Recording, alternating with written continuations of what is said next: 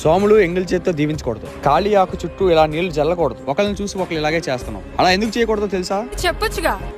చెప్తా వినండి. ఇప్పటికీ మనం పాటించే ఎన్నో సాంప్రదాయాల్లో ఆకు చుట్టూ నీరు జల్లే సాంప్రదాయం ఒకటి ఉంది.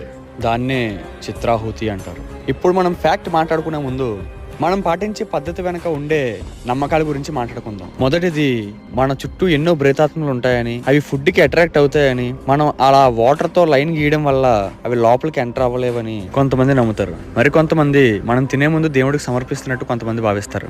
ఇంకొంతమంది మనకు ఆ భోజనం ప్రసాదించినందుకు ఆ దేవుడికి కృతజ్ఞతలు తెలుపుతారు. బట్ యాక్చువల్ ఫ్యాక్ట్ ఏంటంటే, అప్పట్లో అందరూ అడవుల్లో పల్లెటూరులో కిందన కూర్చొని తినేవారు. సో ఆ ఫుడ్ స్మెల్ కి చీమలు, పురుగులు అట్రాక్ట్ అయ్యేవి. అండ్ ఆల్సో కిందన కూర్చొని తింటుంటే వడ్డించేటప్పుడు దుమ్ము ధూళి ఆకు మీద పడే ఛాన్సెస్ ఉన్నాయి. అందుకే చిత్రాహుతి అనే పద్ధతితో ఆకు చుట్టూ నీరు జల్లేవారు. దానివల్ల దుమ్ము, ధూళి, చీమ, పురుగులు లోపలికి రావు. అందుకే ఇంకా ఆకు ఖాళీ అయిపోయిన తర్వాత ఆకులోనే చేయి తడిపేసుకోవాలి. అది పద్ధతి. స్వామి శరణం.